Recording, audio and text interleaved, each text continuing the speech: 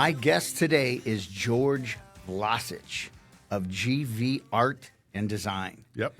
You are now what I would call a Cleveland institution, my friend. You have installed civic pride in this city like no other. Well, and thank you. And you know that. Yeah. And when I first walked into that Lakewood store, I knew nothing about you. And this is going back, God, pre-COVID. And I remember walking in there, and I walked in, and I'm looking at this stuff, and I'm like, oh, my God, whoever came up with this is a genius. And just all the stuff that you did. But so when I appreciate you doing this, it's kind of funny that we were acquaintances for a while. Yeah. And in passing, right? In passing. Yeah. Yep. And you're not one that likes to gloat or talk about yourself. Yeah. I don't remember who brought up the conversation that what you did, and no, everybody was like, "You're like I don't want to really talk about myself and all the stories," but I was. It's just amazing that in passing, you know, we're in the circles at the rec center in the morning, and then you're the guy that is GV Art. You, your brother, and your father. Yep. So where I want to start this is let's go from the beginning. Okay. You grew up in Lakewood. Yep. Correct. So you are born Cleveland. You are Cleveland. I am a Westlake guy, and my mother was a Westlake person, so I bleed Cleveland like you do. Yep.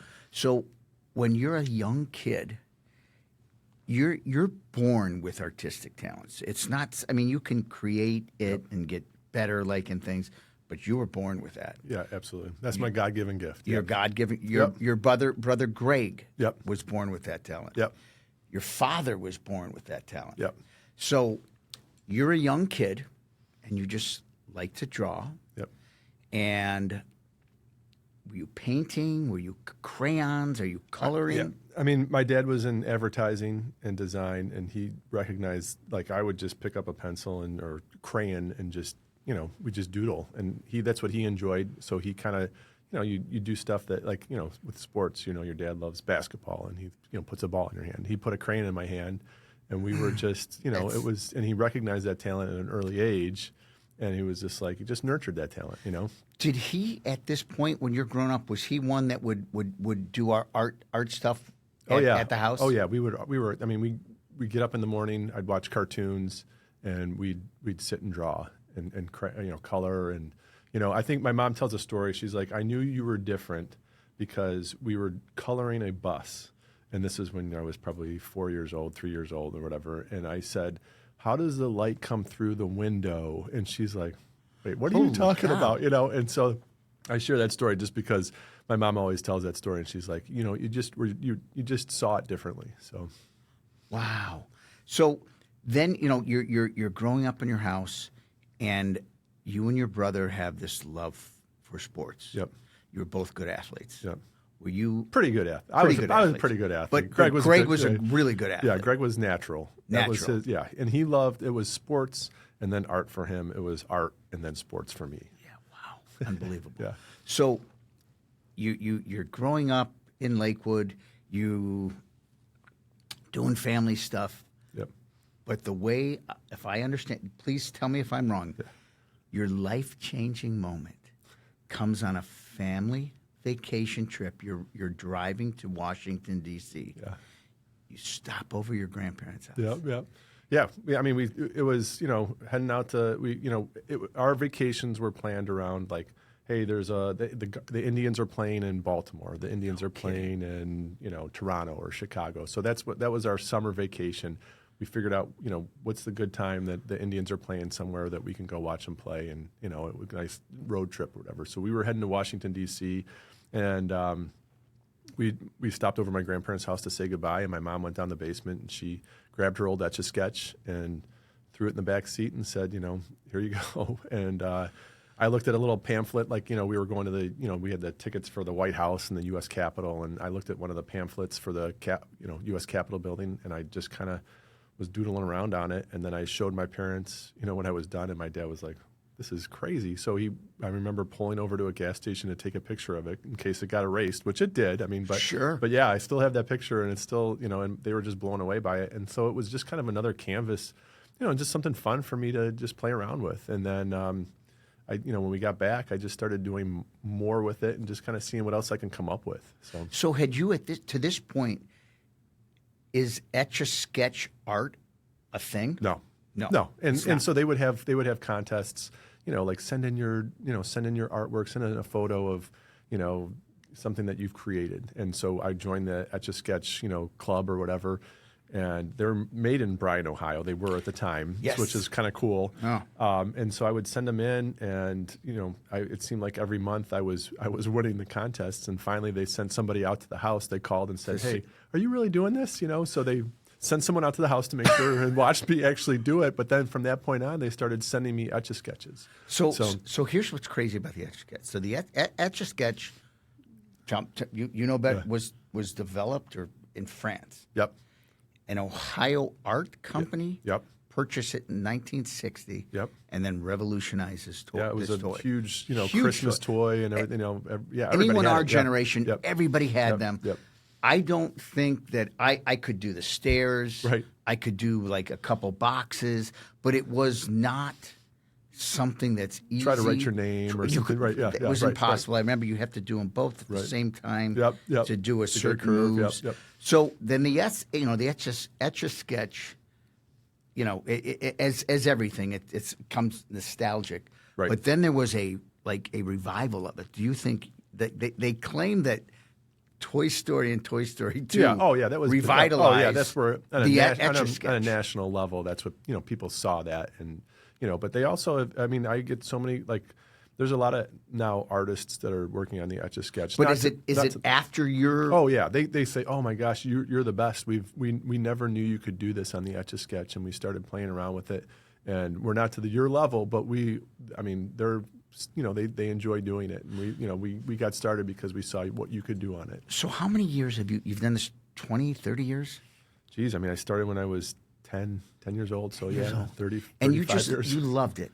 Yeah, I just enjoyed it. Again, I loved art, so I love painting, I love drawing, I love colored pencils. That was always my favorite, and and the Etch A Sketch was kind of a new challenge for me to work on, and I was just like, all right, let me see what I can come up with, and then that's where the sports comes into play because. Yes. I started doing, I started looking off of, I would do simple things like, I look at a comic and do Batman or, Spider-Man or the California Raisins were big back then. Oh, God. And the commercials, so I would just do fun stuff like that. And then I started looking off of baseball cards because I enjoyed doing sports art with drawing.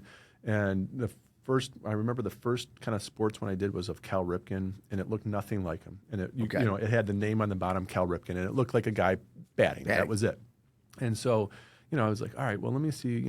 As I got better at drawing, I got better at the Etch A Sketch, and I just kept playing around with it, and I wanted to make it more look like him. And so the next one I did was a little better, the next one, and then I started to capture their likenesses a little bit more.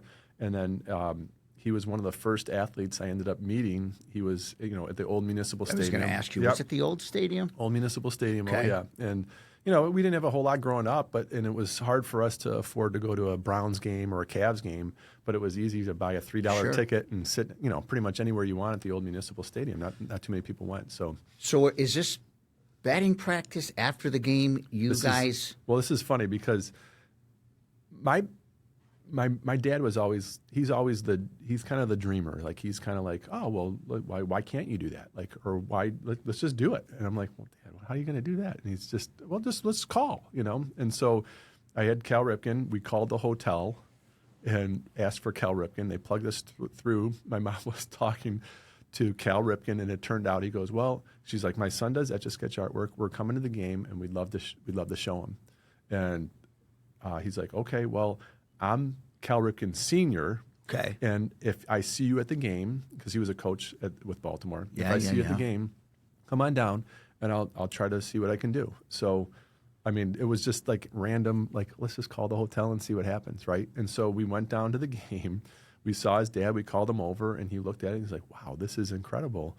And so he called Cal Jr. over, and Cal came out and was like, wow, I can't believe you did this of me. And he was thanking me for doing the artwork, brought me on the field, and got a great picture with him and everything else, and was thanking me for doing this artwork, which I thought, well, geez, oh man, if Cal Ripken did this, I mean, Cal Ripken. yeah, if Cal Ripken. right. I mean, it was, so if Cal Ripken did this, why not other athletes too? So I started to do more with the athletes, and because I love sports, and so I started doing more and more with it, and people at the stadium would see me come down and go by the dugout and try to hang over the dugout and show and once the guys saw it, they came over and were like, oh my gosh, this is incredible. And so they would call their teammates over, and I'm a 12-year-old kid. Wow. Doing this. So it was, Wow. it was kind of special for them too, and something neat for them to see.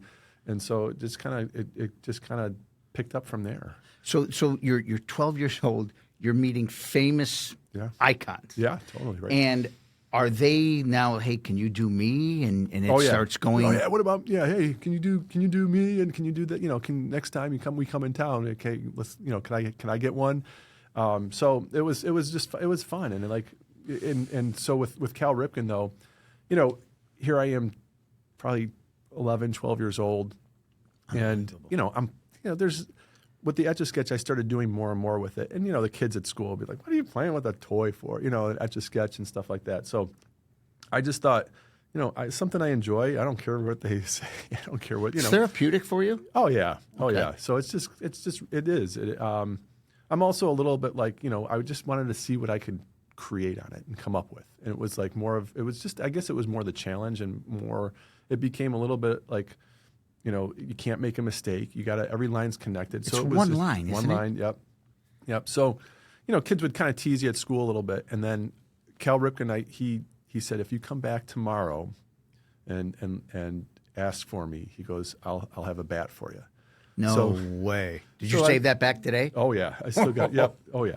So I came back, knocked on the locker room door, and this was at the old municipal stadium. So it was that everybody walks by, and you just the blue door, and it's on the main concourse, and there's no like under the tunnel or anything like that. Everybody got to see, everybody sees everybody walk by in the municipal stadium. So I'm down there, I knock on the door, the security guard comes out, and he's like, "Can I help you?" I'm like, "Oh yeah, Cal Ripken said he might have a bat for me." All right, well let me see.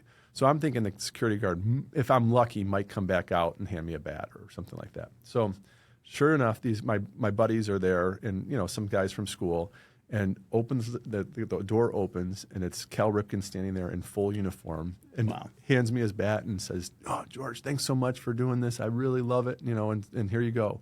And it was just a cool opportunity for me. It was amazing. And then these, my guys that, tease me a little bit at school. Now you're the see coolest this, kid and now in they're school. they didn't tease me anymore. You're after the coolest that. kid in school, man. Yep. So it was pretty cool to, and then, it just picked up from there. And like I said, it just, started doing more players and stuff like that. And just the icons of like the early 90s, and, I met pretty much everybody back then. So this is well before GV Art is established. Oh yeah. So you're kind of on like this Etch A Sketch Yep.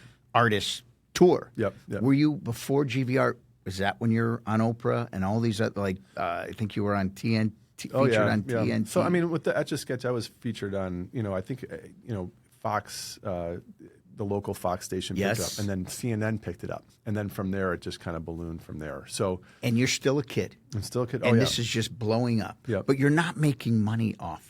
No, not really. It's just notoriety and wow. I just enjoy doing it, and that's what even like with GV Art, Greg's like my brother. He's like, we'd have the coolest products, we'd have the coolest designs, but no one would know about it because I didn't really care to tell. I enjoy creating it. I enjoy doing it, but I'm terrible at promoting, and I don't really care about. I don't care about the other side of it. So. That's where my brother comes in, and he's all about promoting and loves doing that. So that's where it's a good team, and we come together, and it's a good partnership. So you're doing the art. And then you decide I really like art. I'm going to go to college. Yeah. I'm going to go to school for art. Yeah. So you go to the Cleveland Institute of Art. Yep. Graduate, and then went into advertising. Yep. And you were at one point the art director. Do you still have anything to do with where you worked, or no, it's done? Yeah. I was an art director there for 10 years. 10 years. So and then I was really fortunate because, again, like there was certain agencies that I started off at one agency and just doing freelance work, and then they wanted to hire me, and then I took the job at Wise, and it worked out great because at the time they could only hire me for 4 days a week, so I'd have a day off. And so on that day off, I'm like, oh, well, I'll be able to work on some of my artwork, and have that extra time to do that. And that's exactly what I did. And it just God opened the doors for me, and really kind of just to be able to do still what I enjoy. And because of that, with the Etch A Sketch, I mean, that opened us up to the T-shirts and the apparel too. So it was just. Are you married at this time? So at the ad agency, I was married. Yeah, married, kids? Probably 2, maybe 3 kids. Yeah. Okay, so that throws a little 2 kids for sure. Yeah, wrinkle in things, yeah, and add stress to life. Yep. And so you have this passion, this love, and I could imagine your brothers like saying, "Hey, we can do something." Yeah, and Greg was at Cleveland State. He had just graduated, and he's like, let's. It started in 2007, really, with the T-shirts. I did a video. My dad kept saying, like, George, you got to post a video of you creating the Etch A Sketch. We got to get on. You got to get it on YouTube. Was it LeBron? It was LeBron. Yeah. So 2007. So this is your first, and they're going to the finals. First video that you did. We're playing the Spurs. They were playing the Spurs. Okay, so go ahead. And so I'm like, okay, let's film it. And so, because everybody saw the end result but didn't see the process, and a lot of people still didn't believe I was actually doing it. So I sat there and I did the Etch A Sketch of LeBron. My dad loves to write music, and so he wrote the rap song for it, and we did a whole campaign around it. And that kind of comes from the advertising background. My dad's in advertising. Again, I was in advertising still, and I was at the ad agency, and we're like, let's do a whole campaign around it. And we called it One Town, One Team, One Dream. And we did a shirt with it. That was the shirt? That was the shirt, yep. And the video, we posted it, and the video blew up. It was everywhere, and it got 1 million hits in like a day. It was up for Best Viral Video of the Year. It was picked by 2020 as like the best video. So it really just took off, and people saw it from everywhere. And so the Cavs carried the shirts in the team shop, and we're like, wow, and you're still young guys. Yeah, I'm still, I mean, 28 maybe, I don't know, 20, somewhere around there. Okay. And so I'm not going to see. I went to art school. I'm not going to do the math. Right. Oh, I understand. I was trying to do the math in my head. I remember it like it was yesterday. Yeah. Oh yeah. So you get that T-shirt going. Yep. And I would imagine you can't keep up with demand. Yeah. I mean, it was just fun. We just enjoyed it, and we all kind of came together. My dad was filming the video and put the song to it, and it just all came together. And so. And LeBron even posted it, it was just Cavs posted it. It was everywhere, and so it was really cool. And then we were like, after that ended, we're like, we really enjoyed the process of this and doing the T-shirt and coming up with the design. And we kind of figured out I had designed T-shirts before, even when I was in school, just to I had worked on projects. I was always doing freelance work, so. We did some projects for the International Children's Games, and I did shirt designs for it, but we didn't do it from start to finish. So that was it was kind of a learning curve for us, and we just started okay, let's figure out where to get these made and produced and how we do it, and we did, and then we're like, we should do more of this, and so we're kind of like, well, what can we come up with? We love sports, but we love Cleveland, and at the time, no one was doing pro Cleveland stuff. And we're like, I think people feel the same way we do about Cleveland, but it's kind of the butt of everybody's joke, and no one really knows how to express it. And so, and again, at the time, it was 2007, 2008, the economy wasn't great. So, I thought I would sell more artwork and be doing more of that type of stuff. And people weren't buying artwork because they didn't have the money for it. But a T-shirt, it was still our artwork, and we could sell it for $20. And so, and then it became kind of like a billboard for us to our logo was always on the back of the shirt, and people always asked oh man, that's a great shirt. Where'd you get it? So it just picked up from there, and we just started, we came up with a campaign called Cleve, Land That I Love. And so, and our goal, I remember writing, I called every store to try to get it into, every company to hey, would you guys be willing to team up? Would you want to do this? We're pro Cleveland. Would you want to carry any shirts? Would you want to? Just figuring out ways to try to team up and try to make it a success. Mm-hmm. And so you're just starting from ground zero, and we just started building it out of our parents' house, and everything that we made, we put right back into it. Greg was living at home at the time, and I I was working at the ad agency, so I had some income coming in, and we were just doing this kind of like I was doing it on the side. Greg was a little bit more full time with it, and boxes would show up at my mom's house, and it became more and more. And she's like, "All right." At some point, we were like, "You gotta figure out something. I need my house back." And so you guys really started this from the ground up. Oh yeah. Are you? We I mean, we had no idea what we were doing, and you just learn as you go. And so we were just literally handwriting envelopes, getting the labels, and I think we ran out of labels the one time for the return address, and we were using like my mom's home address and like the Christmas labels that you get. We're just like, well, we just got to put something on there. It was Merry Christmas, and a Christmas label with our home address on there. And then people would start coming to my parents' house to buy the shirts. So it was just word of mouth at the time. Word of mouth. And Greg would get it out. I mean, Facebook was big back then. And it was different, definitely different than it is now, where it was kind of all organic. And so, like, we didn't pay for ads. We didn't have to do that. And so people just kind of found out about it. So what's the moment the light goes on and you decide, you know what?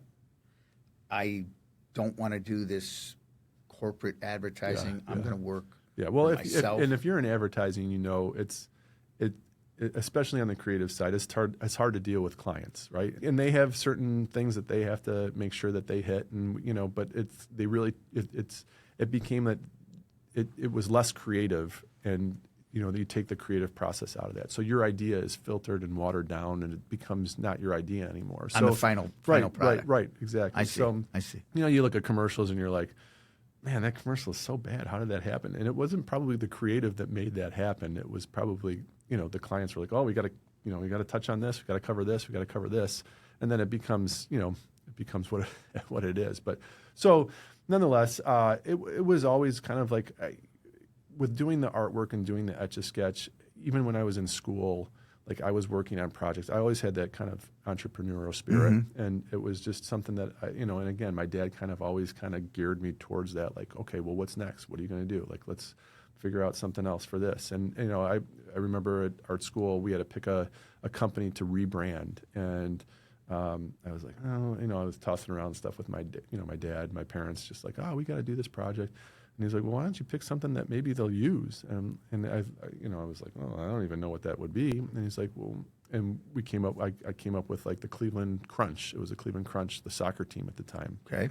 And he's like, all right, that's cool. He's like, so what do you want to do with it? And so I took it back to the Cleveland Force, which was back in the heyday. Remember that? Yep. It was the 80s? Yep. And I rebranded them, and I just called them and said, hey, I did this school project. I'd love to show you. I ended up showing them, and they loved it. And they're like, we got to use this. So I started getting work from them. So I was always just kind of always working on different projects. So I always had that in me. And so even with the, doing the stuff out of my parents' house, we didn't know what it was going to be. I thought we were going to be more of a creative agency, because I always had that notion of like, all right, we're going to still do advertising, design work. So that was your goal, is you're going to have like a boutique agency. Yep, exactly. Okay. And the shirts would be kind of secondary and just kind of a fun thing for us to keep up with and do. And again, it was like we were doing good with it, but everything we were making, we were putting right back into it too. So we were trying to set ourselves up for success. But it was just it was still kind of like, all right, let's just see what happens. And so I'm like, all right, my wife was tired of me talking about this. It's like, all right, it's time. You gotta make the change. So, and like, if you're going to do this, you got to do it. Go all in. You can't keep doing it. Like, you're working at the ad agency, you're staying late up late at night. You're working on the weekends. When the kids go to bed, I work. So she's like, if you're going to do this, let's just do it, And so again, we prayed about it, and really I felt comfortable about it, because growing up, I was always the artist, and I always had that talent, but everybody always saw me as the artist. And so it was like, it always worked out. I was always the best. I was always at the best at what I was doing. Did. Yeah, right. So I was like, I didn't really think of, like, I don't know why I waited so long, but it was God's timing, I guess. And so, but it was like, all right, now we found a place. We looked at different places. We looked at Lakewood. We looked at, we looked everywhere, and we were trying to figure out like, okay, well, can we afford this? Can we? And again, we're very we were frugal about it, because we didn't have. If I was quitting my job, we didn't have any income coming in, so. We were thinking like, oh, maybe we looked at second story places and like it'll just, again, be a creative boutique. And so one place opened up in Tremont, and we're like, all right, this is perfect. It's like an old gallery. And we thought like, this is great. So the guy shook our hands and said, that's done. We're good to go. And so we started working on the building, tearing the old, drywall off and trying to prep it.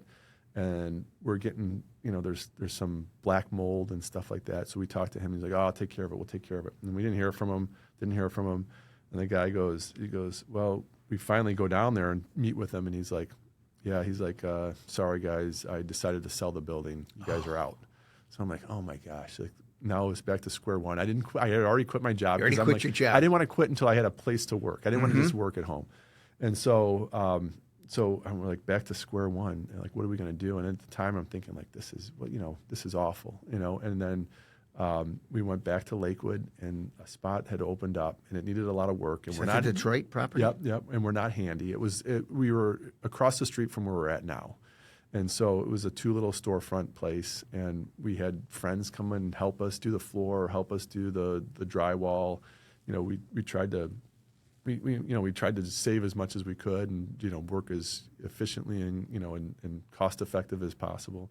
And it ended up, when we opened the doors, there was a line around the building, and we're like, okay, we might have something, How many, so what year was this? This was, it was probably about 11, 12 years ago. 11, 12 years ago. Now you're going to make me do the math. So like 2012, 13? Yeah. So how much stuff do you have for launch? I mean, we had built up quite a bit of stuff, and we had stuff that like kind of took off too. But at you my were parents' house. you were selling stuff. You had like a following. Yeah, and a good following online, and kind of good, loyal customer base that would, like again, come to my parents' house, knock on the door, and say, "Oh, I want to get the new launch," and stuff like that. So we did have a good following, but like we thought, okay, well, let's see what happens. Again, I thought we'd be more of like a creative agency doing design work. And and that type of stuff. And then people started coming in, and I remember we didn't have anybody to work the store. It was just me, my brother, and my dad. And we'd be working in the office in the back, and the door would open, and we're like, all right, it's your turn to go out there and help them. It was like we were like figured out fast that we needed somebody to help run the retail side, and that just started to take off. So we're like, all right, let's kind of put our energy towards the T-shirts and apparel and building the brand that way. Yeah, and that's what we did.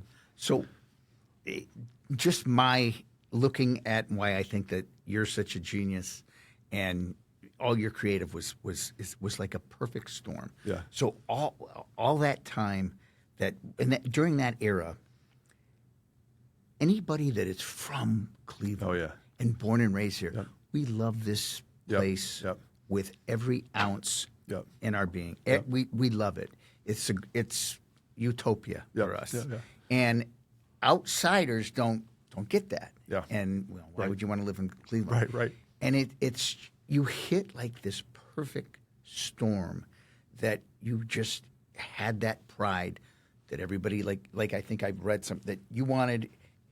People had that pride, but you gave them a way of showing it, expressing it, and expressing it, and on everything you did. And I just wonder if that. I don't know that could have happened anywhere else. Yeah, well, and same with the Lakewood situation. We went to Lakewood, and that's our hometown, and that's where and it literally is the next street over. We walk by that street that's where we grew up. So it's literally right down the street from us. I got married at St. James. Yeah. So fantastic parish. So I mean, and if that didn't happen, and we were in Tremont, I don't think we wouldn't have the success that we've had. That just worked. It was a perfect storm. Yeah. I mean, but it's just what you put on these T-shirts is what everybody had in their heart. Yeah. And what they believed. Now, the other thing I'm going to tell you, what is so great is. And I'd love to hear how long this took you to find that T-shirt, because, as you know, it is a quality T-shirt. It wears. Did that take a while? Was there a lot of trial and error with that? Yep, and especially the necklines. The we don't want stuff to exactly to be big, and we want it to fit well. And like I remember, my dad was like, no, these shirts are cheaper. This is this. And we're like, yeah, but would you wear it? Like, we want to do stuff. And that's how we've always approached it. We'd rather make less money and do stuff that we would want to wear and we are proud of, and that like it's the quality that makes the difference, And even now too, quality.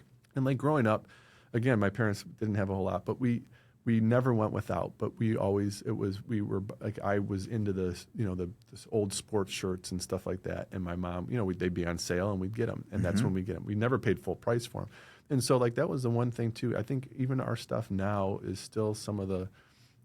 It's priced at a point where hopefully everyone can still get it, and that's always been important to us because we knew how it was too growing up, and we want people to have it, yeah. And then the other thing that I love about your stuff is I love the logo on the back. Oh yeah. I think that is so cool. Thanks, yeah. And it's just funny because anywhere you go around town in Columbus, when you see a GVR shirt. Yeah. And it's just... Well, it's funny because, starting this and growing it, the kids, I had kids at the time then, so they were younger, but like we'd see someone walking down the street and my kids would always look on the lookout for one of our shirts. And they're like, oh, Dad, like we're driving, there's someone's wearing your shirt, And I'm like, oh yeah, that's cool. And it turns out like it was our neighbor, right? And that's how it started. Like it was all people we knew to begin with. And now, you go to the stadium, you go to the ballpark, and you can't even keep track of how many people have our shirts because you see the logo on there. You see, and it's just really cool to see how we've built a good following. But people. At first, we were like, are they really going to notice? Like, we put a lot of time into the artwork because that's what we enjoy doing the most. And it's like, do people notice the difference between this and another shirt? Do they really care? Do they know that we're spending? Like we're they call me the tweaker. Like I'll go back and I'm like, it doesn't look right. I'll do this again. And I'm like, Greg's like, look, I don't know. Do people really even care? Like, but I think people do now. Like I have so many people come up and say, man, the artwork is so different and so cool. And, so I think, it's nice to hear that people do notice a difference. Absolutely. So, do you have to copyright every shirt? We did in the beginning, and we trademarked Cleveland that I love. So we figured that out. Yep. Okay. And some of the other stuff, but it became too hard. We have so many designs to copyright, and so you're kind of protected once you do it, and it's created in the marketplace. So you're protected, but again, you get a lot of people copying your work. Tell me if what I'm going to ask you is true. So the LeBron Etch A Sketch. Really was the start of making you famous, correct? Didn't you come up with a T-shirt when he left called The Lion King? Yep. Am I right? Yep. Yeah, and it was... We just had fun with it. Again, it's like we're Clevelanders. It's kind of like we are trying to express what everybody's thinking too, right? And it's just the heartache of like him doing that press conference, and you're like, how could you do that to us and embarrass us? Yes. Everybody here felt it. Yep. We loved him. We thought you were one of us, and you ripped everybody's heart out on national TV. Yep. I'll never forget that. Ever. Yeah, no. So we just try to have fun with it, and again, in a creative way, a fun way, and nothing kind of. There's somebody out there that were derogatory and just not nice, and not you would never. No, it's most funny. People would never, so we were like, what can we come up with? That's our hearts were torn, right? And what can we come up with that's just kind of fun and pokes fun of it a little bit. So was that a big seller? Oh, that was huge. And that was still out of our parents' house too. So was it really? Yep. So they sell that. I don't know if it's used or gently worn or never. Yeah. You can find those on eBay. Really? Okay. And people sell those. Oh my gosh! On secondary markets. Yeah. And that's why I didn't have. I thought I heard the story that it was yours, but. Yep. That's brilliant. Yep. So then when do you – so you've got the Lakewood store. You've got a following. Is the Etch A Sketch stuff still going on? Yeah. I mean, it's taking a little bit – like, again, I remember talking to other business owners and some of the guys, and they were like, you just have to be the more successful businesses are the ones that are just willing to adapt and willing to kind of figure out, okay, I'm doing well in this area. Let's focus on this area a little bit more. Let's figure out how we can build this area. So, like, again, with the artwork and stuff, it took so long to do that. Etch A Sketches take a long time, and we were able to, start doing the shirts, and it became our artwork. And so we're like, all right, well, let's focus on this more. And that kind of took a back seat. And even with the kids, with having kids at home, it just your time is spent, you got to figure out how to spend your time the most efficiently. So then when does it take off that you decide, oh, wow, this Etch A Sketch art, I could do something really cool and do a big mural. Yeah. And was that you yeah. or Greg's brain? No, I mean, like, I remember the Cleveland Sports Commission, that was probably the first mural I did, came to me and said, we'd love to do something with your artwork. We're opening new offices downtown. What can you do for us? I'm like, oh, okay, I can do a simple piece of art. Well, not simple, but I can do a piece of artwork. And then I'm like, well, why don't I do something with the Etch A Sketch and do it? Because it's so unique to Cleveland. Again, it's unique to Cleveland. Mm-hmm. It's unique to, no one else in the world can do it. And so they're like, oh my gosh, we love that. That would be amazing. And then I look at the wall and I'm like, this wall is huge. How am I gonna pull this off? And so I did the original Etch A Sketch, and I took the line work of that and then created a painting, essentially with color and everything else behind that. And that was the first one I did, and it came out so well. It's unbelievable. And it was like, all right, we should do more of this. And then, and there were certain projects I was doing with the Etch A Sketch. They saw someone saw the videos that worked at Disney, and he contacted me, and I did 2 videos to start for Disney, and then they went over so well. He's like, I want you to do 8 or 10 more of these. So I did different ones of, like, Toy Story and Pirates of the Caribbean and stuff like that. I didn't know any of this. Yeah, so I mean, I was doing kind of both, and the art, the more the artistic side of it, and the murals, and then also the kind of the commercial side of it too. So, and then Oprah saw it, and I mean, how does that come about? I mean, someone saw the video, and again, like, no one was. I mean, I was really the first to do it, right? So I mean, they saw the work that was out there, and I was in Sports Illustrated, I was in People Magazine, it was out and about, so people saw it, and she saw it, and someone contacted me and said, we'd love to have you on the show. We're doing amazing things or something like that, and so.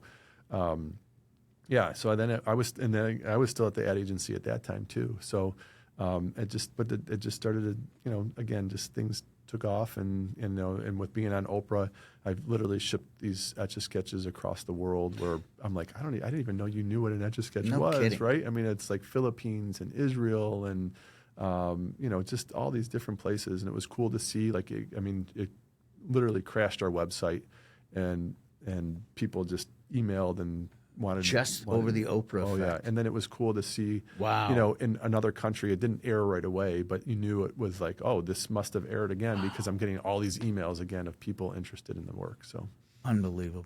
yeah.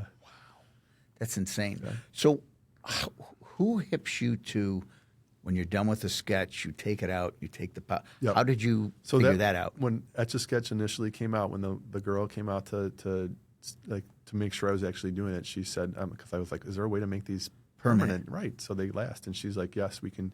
You can drill holes in the bottom, or we can send them to you so you can remove the basically the back, and you can put it on so there's nothing inside of it. So, and that's what I did. They started sending me the Etch A Sketches, and I was able to make them permanent. And So does Etch A Sketch always reach out to you with, like, here's 50 etches? well, when I needed Etch A Sketches, they would send them to me, and that's when they were Really? still made in Bryan, Ohio, they Yeah, started making them in China, but they were still Now they're China, I think. but Ohio Art still owned it. And now they sold it to a Toronto company. To a Toronto company, Yep. you're correct. Yep.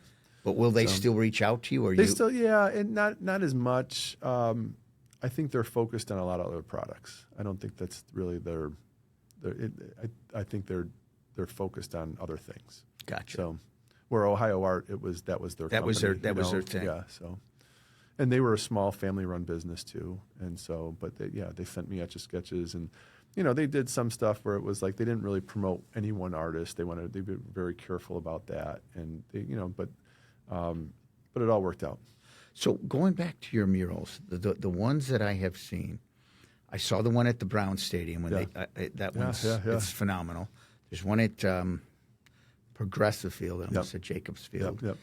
One that I haven't seen it in person, but I saw it online, is the one you did at St. Ed's. Oh yeah, yeah. Wow. That wasn't with the Etch A Sketch, but that was just more So that was traditional more artwork. Yep, but yep. wow. Yep. So St. Ed's, I've done quite a few large murals for them. So it's cool. Did I see somewhere that on some of your murals you like to personalize it with something of your kids in there? Yeah. That's Well, when I kinda- first started doing it, yeah. Okay, it was the first thing. Yeah. And I'm like, it'd be fun to have some of the kids' stuff in there. And I would take some of their stuff and scan it in, and then figure out just in the background kind of where to put it and stuff like that. Yeah.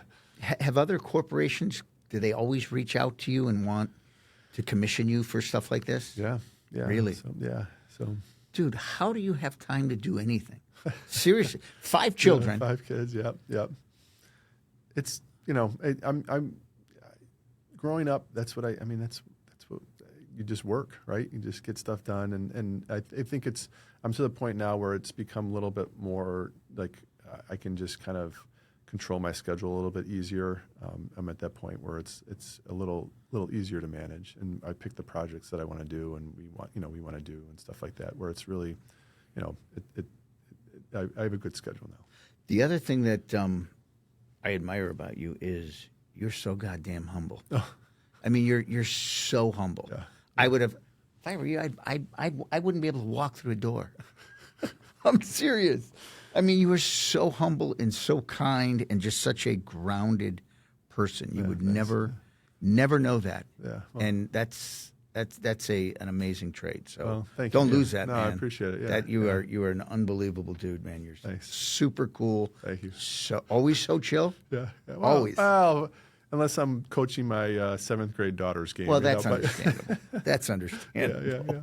Yeah. So let's get into T-shirts, man. Yeah. I want to see what you brought. Yeah. here. So again, this is just it's our artwork, and we just try to be different with it. And like this is a cool one that I always had a lot of fun with Miles Garrett. You want to hold that up? Oh, dude, that is phenomenal. So you also did one. I never saw. Is this new?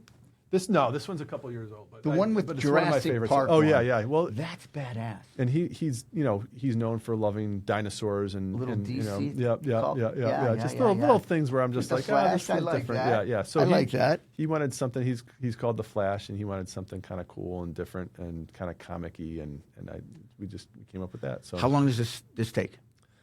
I mean that one took a little while. Not on the Etch A Sketch. Not on the Etch A Sketch. No, Okay. none of these are on the Etch A Sketch. But Okay. yeah, and I do have ones that I'd like to make into T-shirts with the Etch A Sketch. But That is a banger. and then this one, we do a lot with Joe Thomas. He's Man, awesome. that is fantastic. That's when he was that's inducted into the Hall fantastic. of Fame. Now, do these guys are they coming? Do you meet with them and they're like Yeah, like you I mean, said, Miles? with the it started off with the Guardians players. The trainer or the doctor, the team doctor said, "Hey, all these guys are wearing." This is when we were at the old shop in Lakewood, just Okay. and we were just getting started. And he's like, "You have Cleveland pride." He's like, "A lot of these guys are wearing these shirts." He's like, "I'd love for you guys to." Maybe send them some and see what we can do. Didn't you do a collab? I can't remember what the name of it was. I think Giambi was part of it. The Goon Squad. The Goon Squad. That was our Thank you. first, kind of collaborative process with with the With players, an athlete? with the players, with the T-shirts, and that took off, and they had such a great year and a great run, and those guys were, and our tagline at the bottom was "Ready at the drop of a bat."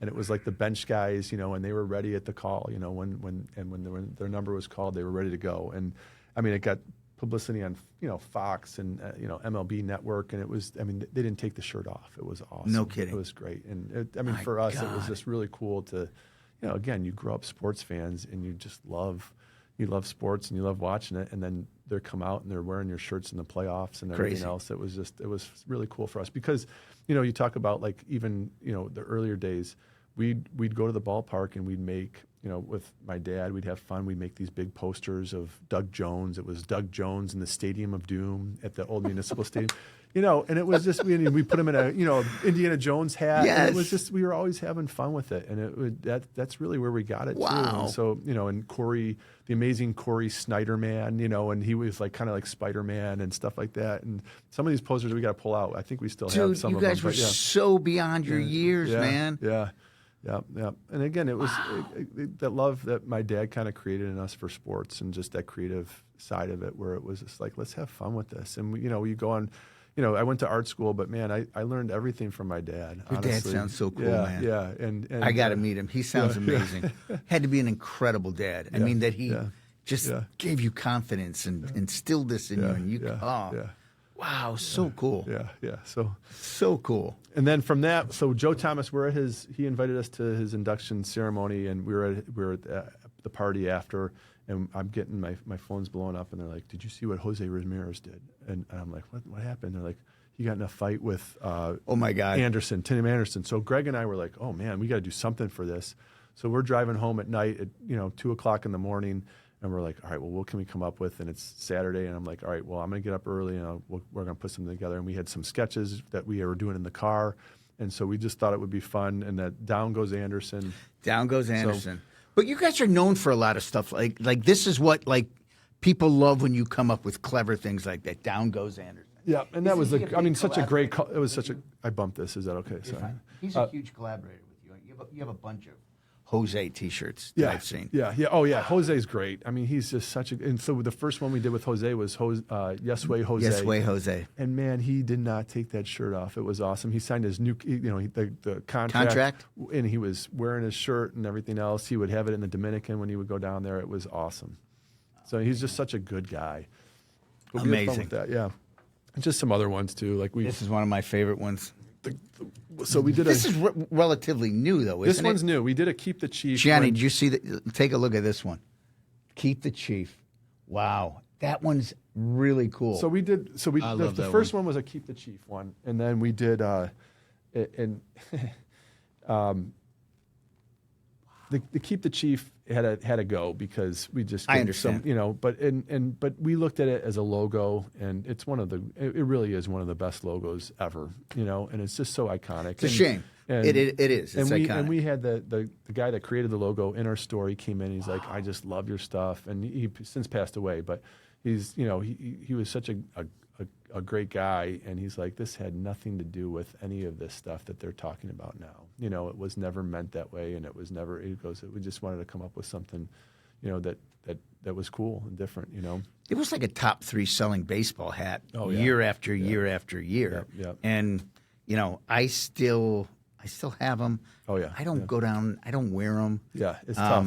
It is. And again, people would, call us out and like, oh, you guys are, this or that, and we're like, no, we're not looking at it that way. But yeah, okay. So we got rid of that one. But my brother married a Native American. I mean, no kidding. So I mean, it's just I mean, just I absolutely love that one. But yeah, so then we came up with what else can we do, because there's so many people. Like Kenny Lofton, we teamed up with Kenny Lofton he wanted to do something with protecting the heritage of the tribe. So we did Guard the Tribe. Guard the Tribe. And that was just such a huge seller for us. And Kenny was great, and the way he explained it and articulated it. He's like, they have me come in, and he's like, I'm not a Cleveland Guardian.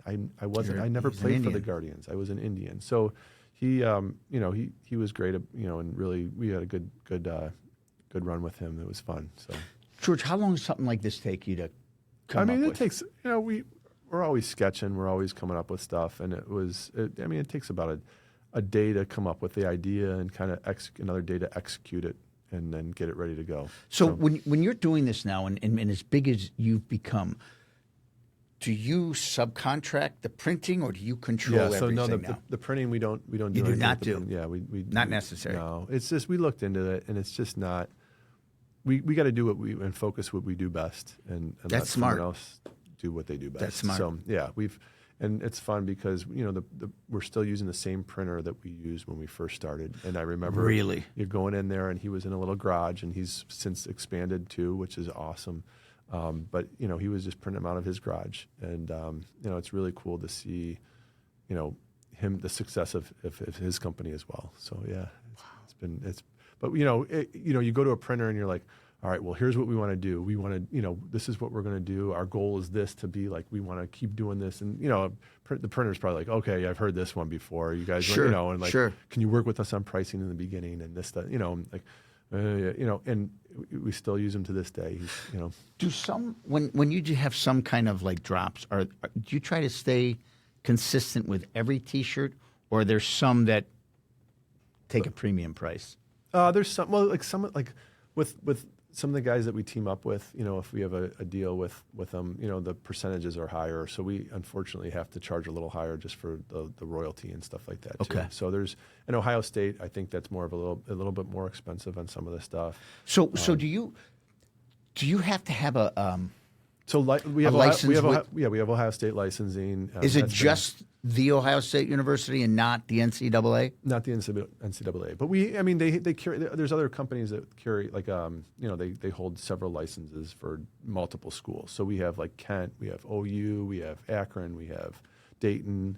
So there's a lot of other schools that we have too. So okay, and Major League Baseball is it just the Indians? No, we don't have no Major League Baseball, no NFL. No. So it's just the individual player, an individual player, and that doesn't. And we have to be really careful too. We walk, there's a line you have to walk, and we try to be very careful with not overstepping the line. So you can have brown stuff, but can you not say? Is there? You can't say Browns. You can't say Browns. So you just have it's like an older helmet, or I gotcha. certain things where no stripes on the or helmet. mine. I got the C with the Superman thing. Yeah. Okay. So, and everyone's you go to a Browns game. Were you the Oranger? Was that you? No, that was not you. Are you the? We did the new one with the Browns without a W. There it is. That's the one. I was just trying to. Yeah. So you have a sense of humor, and everyone else does. So that's phenomenal. Let me see the last one. Again, just another kind of sketch that we. Wow. And just it's our artwork. So it does not say Cleveland Cavaliers. That's okay. I never caught on to that. Yep. So what's in your catalog? How many shirts do you think you've done? Oh my gosh, we've done so many. You can't even keep track. 1,000? And like when I first started doing it, I'm like, all right, well, I got to keep one for myself, and it's almost on each one. Now. Yeah. Oh yeah. Because, do you really? Yeah. Well, and we still do, but like I used to like take one home for me, like and getting it's your artwork, so you want to have it, but it's to a point where I'm like, well, I don't even know where I'm going to put all these. So how long will a run go? We some go longer than others. We have because some of them just stand the test of time. Like and I think our Cleveland that I love, that original one, like it's always it's you still, can find that. We still have that, and people always request that. So, do you have a top selling T-shirt of all time? I mean, we do. The Team Cleveland one where we combined all the kind of the with the elf. That was not copyrighted. No. I mean, again, we copyright it, but like again, and everybody knows us for that. And there's variations of it that people have done. I think that's one of your coolest shirts. But like it's hard to protect. At a certain point, it's just hard to keep going after people and protecting it. I also love the new C that you have, where you incorporate. It's a cool C. It's not the Guardian C. It has a terminal tower and in it, or the Guardian. It's got like logos or colors of the team. Throughout the C. Yeah. I wish I had a picture of it. Do you know which one I'm talking about? I think so, yeah. But then there's also one with a feather. You have so many. We have a lot. You have so many cool things, and so you're now Lakewood's the home base. Yep. Do you work? You don't sketch out of Lakewood. I've been working a lot more from home. Have you really? Since COVID. It's just I get up and I just get to work. So it's a little bit more efficient for me. Did you guys get to the point where you've now hired artists, or just you, your dad, and your brother? So it's me, my dad, and my brother. And then when we first started doing it, I quit my job. I went back to the institute. I was there for Cleveland Institute of Art. I was there for like an art show that they had, and I saw some of my old teachers, and I told them what I was going to be doing, and they're like, "Oh my gosh, that's great!" And like, "Hey, you should come back and work with us, and come back and teach." So I was like, "All right, well, I need some income to come in." And I went back and taught with my old teachers for a couple of years, and it was awesome, and the greatest guys, and I learned so much from them. My dad knew them from the art world and stuff too, and they were but just great people, great guys. And even when I taught there with them, like I was, you hear them critique other kids' work, and that you go through the critiques and stuff like that, and then just learning and just kind of how they would do things still differently. And, so you're always learning. It was great to be with them and work with them. And then, so that my first year I was there, I had a great class. And the one kid, he's Rob, he was awesome. And I'm like, all right, I got to find a way to like get him involved with what we do, because he's just so good, and he's just a good guy. And we brought him on as like just doing some freelance stuff when he was still at school there. And I'm like, Rob, I'd love to hire you when you get out. And he's been with us for over 10 years now. No kidding. So yeah, so Wow. he's great, and that's the only other guy we have doing stuff. How many people come up to you and say, hey, I want to get into this business. I've got ideas. I was thinking of start. Easier said than done. A lot of people, Right? A lot of people. Yeah. I can't even. Well, they imagine. want the quick answer, right? And they Yep. want the like, okay, well, like, where do you get your shirts from? Where do you know? Can't tell and you can. It's not a secret, but it's like, part of the process of being successful and doing it is figuring it out, right? It's the process of like, okay, well, let's try this shirt, let's try this material. Like what works for us might not work for somebody else, and like, we would handwrite the envelopes. We just learned, okay, now how do we we got to get better at this. We got to figure this out. Then we started dropping them off at the post office, in boxes we'd take, and my dad would make deliveries to the post office, and just like the learning steps of like, okay, the shipping, the production of it, the design of it, like how do you become more efficient? How do you do, just the whole process of it. It's all part of the learning experience and what makes you kind of who you are, and then how you become successful, right? Has your online business blown up? I mean, do you track that and see? Oh yeah, everything's tracked. Everything's closely monitored. When we opened the store, because we had a good online presence first when we were out of our parents' house, because we didn't have a store. We thought, okay, it's really going to drop, and it really didn't drop. And people, the store just, grew and grew and grew. And so we thought, okay, well, maybe it'll take a shift, and maybe it'll be, and we do more online, but it's pretty close. But you're against the grain of today's business model. Yeah. Brick and mortar Yeah. is not there. But for me, anytime I'm in that area of Lakewood, I just love to pop in and see like what's out there. But it's like a destination going to your. Well, we try to make it. store. Yeah, it's Cleveland, right? And it's us, It and is. it's hopefully our personality shows through it, and it's like we want it to be a spot where like it kind of just it's Cleveland, I told you I walked in there and I'm just like, oh my God. I mean, I was beaming with Cleveland pride. So job well done, because I think that does that with everyone. But I just think it's so cool that it's a big shop. Yeah. And when I go in there, I'm always in there saying like, look at these. My basement is just Cleveland pride stuff, and no, it's just Cleveland. My office is Ohio State. Yeah. My base, I had to think about that it's all Cleveland stuff and old photos of Cleveland. And when I went through your store, I just, like you said, I get it, and it resonates with me, and I think that is with everyone that goes through there, and that's why it's successful. That's why it's people can relate, and again, we're not like we're true sports fans, we're true Clevelanders, and we just try to show that through our creative talents, and it's something that we've been doing since we were kids. So my background is I came from a family business, and when family businesses work, there's nothing like it. When you get you can never turn off your business because it just never stops. Yeah. But you have two people in your corner that'll always be in your corner, and regardless. Yep.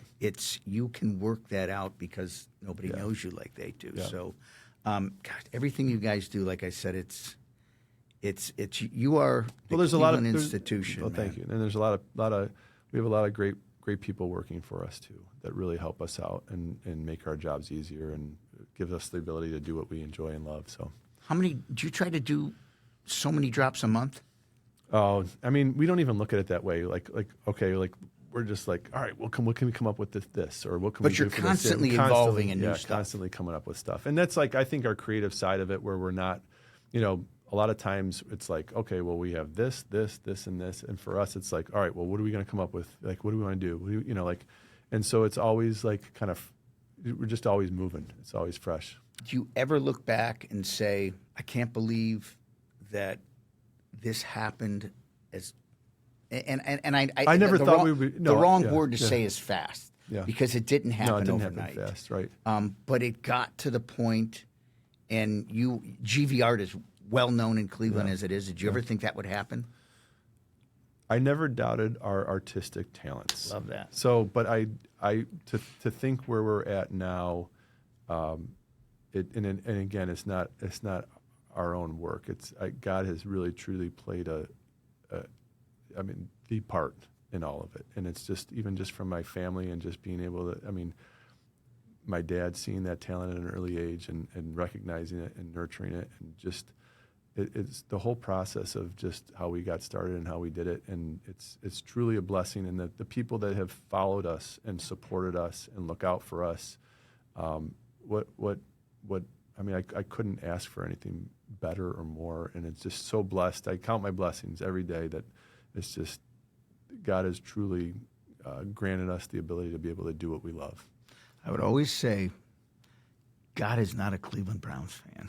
And I still will say that every day, but I'm glad he's a GV art fan. Yeah. Because he really, it's so great that everything in your success and for your brother and for your father and family, I love it. What's next for you? Where do you want to take this? Well, Ohio State's been they've been really good to us, and we've tried for a long time to get licensing, and we finally got it. And it took us we're still getting acclimated with it, but it's really growing, and it's a great sports teams and city and town, and so we'd like to probably look at maybe expanding into Columbus and doing that. Would you do storefronts, or are you going to sell through bookstores? Well, at first the licensing didn't allow for us to sell in to any stores. Really? And now our work is we've established our work and the creativity in it and everything else, and so now they're carrying our stuff and they're helping us be able to get into other locations and stuff like that. So it's really taken off. Haven't you branched out to Buffalo and other? Yeah, we've done other cities and stuff like Okay. that, just because we love sports, and we're like, oh, we should do something with this, and we have, and it's gone well, but that's still not our market. This is what we really love and enjoy in our city, So we're just doing stuff with a lot with that. But Is there ever a day you're like, man, I wish I was dealing with clients doing ads, big ads? Not a chance. No. Not a chance. And that was the other thing. I was very fortunate at the ad agency that I was at, Wise Advertising, where they put me in a place where I was working on some of the biggest accounts that they had. And they gave me a chance, because there's a lot of agencies in Cleveland that don't get that type of work where you're working on commercials and, print, nice, good print ads and stuff like that, where they put me in a good spot where I'm very fortunate to even have been there, because I learned a lot. And, but I was working on TV commercials for Marathon and for Sherwin-Williams and for, so I was on great accounts. It was great. I really loved the people, and I did like the clients. In the client work, it was great. Sure. But it's just, again, it's just, it's not, it wasn't ultimately my goal, But I would have to say that background in what you're doing really for goes sure. hand in hand, Well, and probably help you grow. But now you're the boss Yep. and you're the client, Yep. so Yep. you Exactly. get Yep. it to where Yep. you know it should be. We get to design stuff how we think it should Yep. be, and if we like it, then we do it. Favorite sports athlete you ever met? Favorite sports athlete I've ever met? Well, Jordan was always my favorite, right? And so I remember wanting a pair of Air Jordans, and he's the greatest of all time. And Absolutely. And so NBC called and had seen my work, and they wanted me to do a piece of I think it was Jordan or Jordan, the three, Pippen and Rodman. And so I did an Etch A Sketch of Jordan, Pippen, and Rodman. It was for Game of the Week. It was their 70-win season, so it was win number 69 here in Cleveland. And I did a Jordan, Pippen, and Rodman Etch A Sketch. I also did a Jordan Etch A Sketch. And Ahmad Rashad interviewed me at like halftime or, at the end of the quarter. I swear to God, I've seen this. I was just going to say, Okay, I go ahead. Yeah, and so I remember doing it, and they brought me down. I was down by the locker room, and again, I was in high school. I was, junior or senior in high school. I think a junior, and I'm down by the locker room, and I'm holding like these Etch A Sketches, and the first one off the bus was Dennis Rodman, and I'm like, oh, Dennis, I'm like, I did this artwork, and would you? And he completely ignored me, just walked right past me. He had his cowboy hat on, he had his Oakleys on, and he just did not even look down. And I'm like, oh my gosh, 0 for 1 already, And I'm waiting for some of the other guys, and then the security guard goes, hey, kid. I'm like, me? Like me? And he's like, yeah, come on. I'm like, what? And he's like, he wants to come, he wants you to see you now. And I'm like, who? And he's like, Rodman. And I'm like, oh, okay. So I go in the locker room. He's like, yeah, sorry, man. I didn't want anybody to see me, stop in the hallway and give an autograph or anything like that. He goes, I really want to see what you have. And so, I showed him, and he's like, well, and I had met him again after when he was with the Spurs and stuff like that. And just like things like that where it was like, but I think meeting Jordan, and I was in the interview room, like sitting this close to Jordan. Wow. And, just watching him, and his hands were like, I'm like, oh my gosh, it was just, it was surreal for me. And, sitting courtside, like right there, taking photos, and like, signed 2 Etch A Sketches for me, signed a team ball for me, and that was probably one of the greatest experiences. I met Muhammad Ali.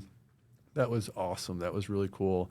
I was probably 13 years old, and he didn't talk, but he knew exactly what the Etch A Sketch was. He looked at it, and his eyes lit up, and then he was doing magic tricks for me and my brother, and signed the Etch A Sketch, and it was really cool. And I think the other one I would say would be John Wooden, meeting Coach Wooden. Really? Was awesome. It was one of the greatest experiences. Did your brother get to meet him? Yeah, and again, we always did stuff as a family. So we were out in California. I was on a show, and somehow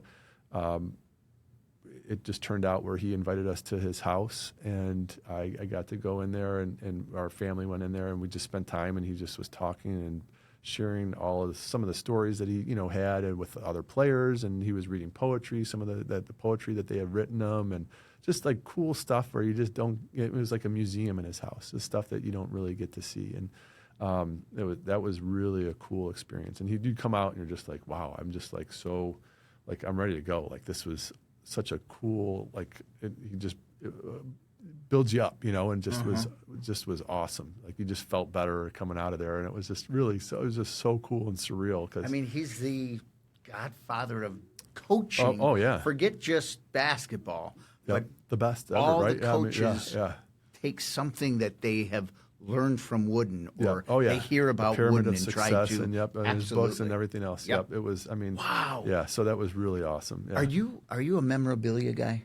I am. Yeah, but I got to imagine you have a collection that's crazy. I have a lot of really cool stuff. Basketball is signed by a lot of these guys. Boxing gloves by Ali.